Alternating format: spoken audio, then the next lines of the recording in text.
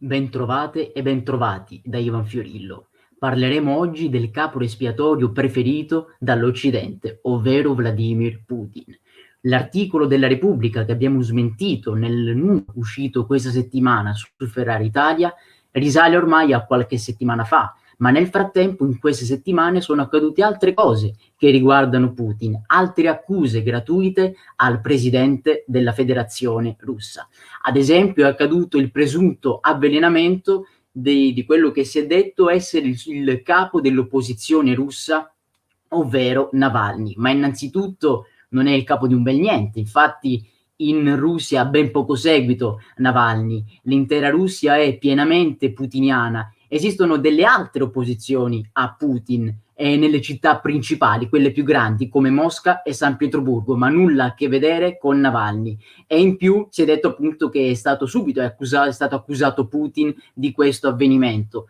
Non dimentichiamoci però che mai è stata dimostrata la sua colpevolezza in tutte le varie occasioni in cui sono stati o avvelenati oppure si è cercato di far fuori alcuni suoi oppositori. Semmai è stato dimostrato il contrario, ovvero la longa manus occidentale in tutti questi avvenimenti più o meno riusciti. Perché allora ritenere che questa volta sia andata diversamente? Chi accusa deve portare le prove di ciò che sta dicendo.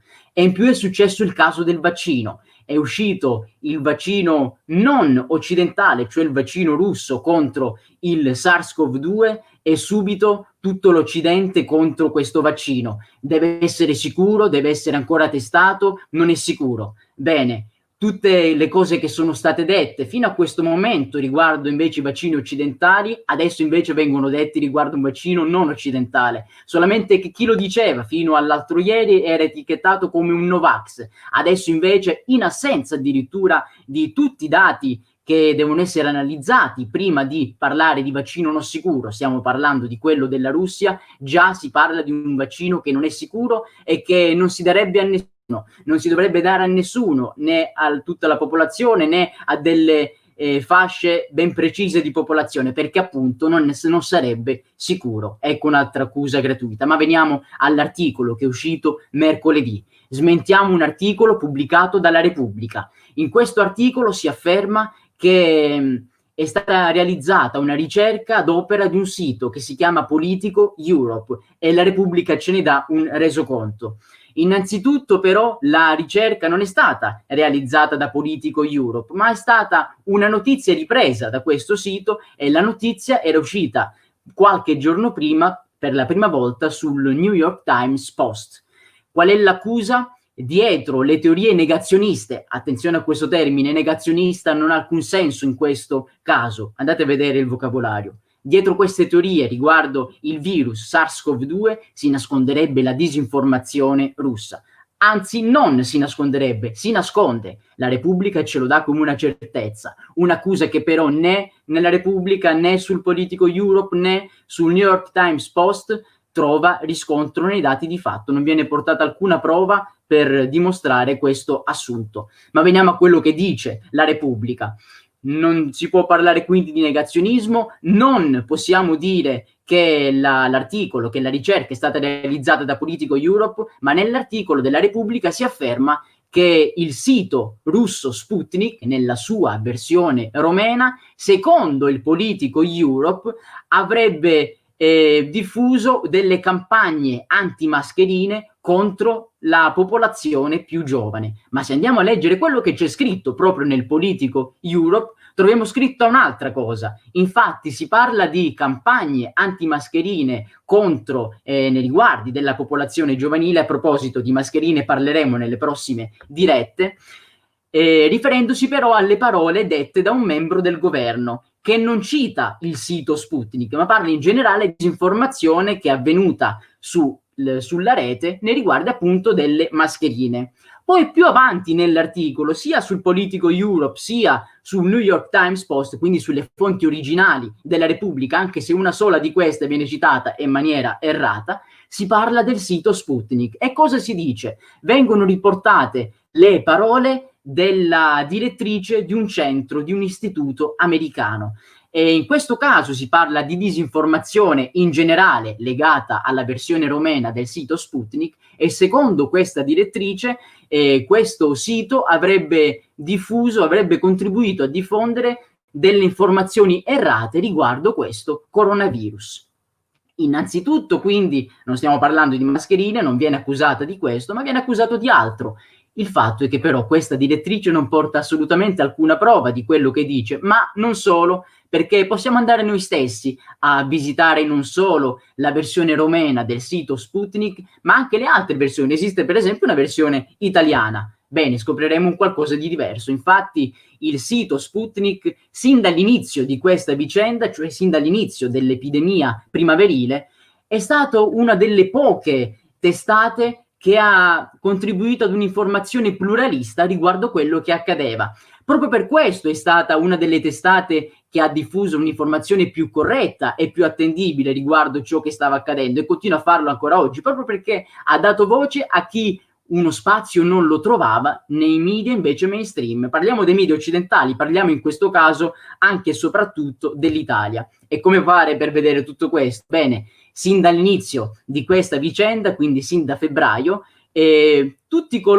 tutte le notizie che trovavano spazio su Sputnik, quelle appunto paradossalmente dei ricercatori e dei scienziati più importanti sia a livello nazionale sia a livello internazionale, parliamo per esempio del virologo Giulio Tarro, parliamo per esempio del ricercatore Stefano Montanari, ebbene di settimana in settimana le notizie che leggevamo su Sputnik venivano confermate poi dai dati di fatto. Al contrario invece tutte quelle che trovavamo, tutte quelle che troviamo ancora oggi nei media, che loro si ritengono ancora mainstream, venivano sconfessate di giorno in giorno, di settimana in settimana, proprio perché davano spazio e che invece spazio non doveva averne, perlomeno non più rispetto invece ad altre persone. Paradossalmente, quindi, il sito Sputnik viene accusato in questi articoli, in queste ricerche, di aver fatto della disinformazione. Al contrario, è stata tra le testate che ha fatto un'informazione più corretta, più pluralista e soprattutto più attendibile dal punto di vista scientifico, e continuiamo a vederlo ancora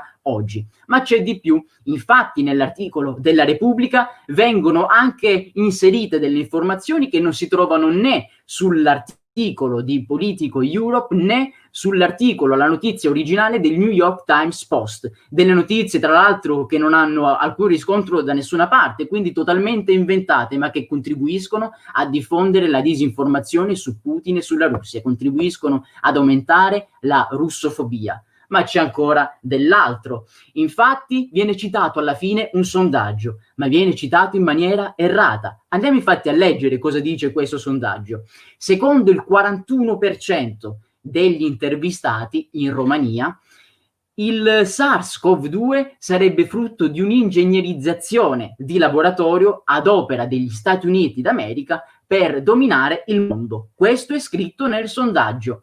Cosa dice invece la Repubblica? Secondo il 41% degli intervistati in Romania, il SARS-CoV-2 sarebbe sì il frutto di un'ingegnerizzazione di laboratorio da parte degli Stati Uniti d'America, piuttosto che una minaccia reale. Attenzione, questa parte non è contenuta nel sondaggio. Quindi, secondo la Repubblica, queste persone ritengono che sia il frutto di un artifizio da laboratorio piuttosto che una minaccia reale. Questo non ha alcun senso dal punto di vista scientifico, perché un virus può sì essere frutto di una ingegnerizzazione, ma questo non vuol dire che non sia letale. Credere una cosa, credere mica tanto una certa cosa non vuol dire assolutamente sottovalutare o ritenere che quel virus non sia pericoloso.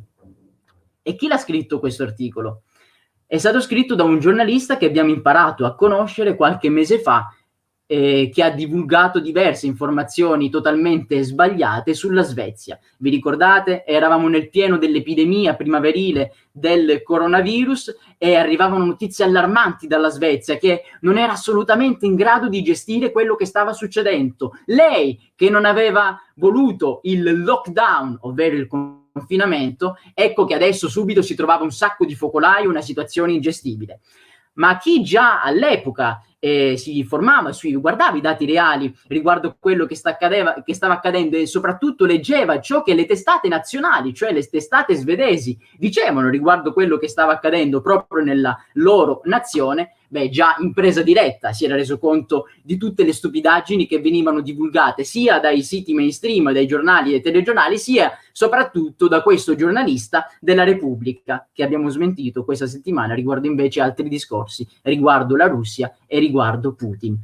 Ma c'è da dire anche dell'altro. Infatti, come mai noi alla fine del nostro articolo ci facciamo delle domande che ci sono sorte in maniera spontanea e invece sulla Repubblica queste domande non le troviamo? Perché non ci dicono, per esempio, che Politico Europe è la versione europea di un sito statunitense? Perché non ci dicono che la direttrice di questo centro è direttrice di un centro dichiaratamente atlantista, che lo scrive nero su bianco sul proprio sito? Uno dei loro obiettivi è proprio quello di rafforzare l'alleanza della NATO, naturalmente in funzione antirussa. E perché poi non ci viene detto invece che il sondaggio che viene così tanto citato è stato realizzato da un centro, anch'esso legato all'Unione Europea? Ma voglio dirvi anche un'altra cosa riguardo questo sondaggio. Se infatti lo andate a leggere con attenzione, vi renderete conto che vengono classificate come cosiddette teorie del complotto, in realtà intanto a delle posizioni che non sono teorie, e poi invece delle posizioni che hanno delle, come dire, una base scientifica molto importante, che certamente non si possono liquidare come teorie del complotto, anzi.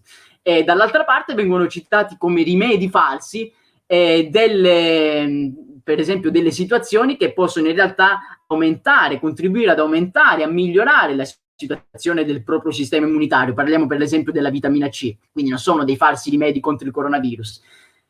Questa situazione l'abbiamo vista anche in Italia, per esempio anche riguardo la vitamina D, ma è un altro discorso. Tu che stai guardando questo video, non essere egoista, non tenerti queste informazioni per te, condividilo con una persona che secondo te non l'ha visto e ancor meglio condividilo pubblicamente. Vi aspetto mercoledì con il nuovo numero dello Scettico e poi ci vediamo tra 7 giorni con la nuova diretta. Quello che loro oggi chiamano complottismo, un tempo si chiamava giornalismo. A presto, da Ivan Fiorillo.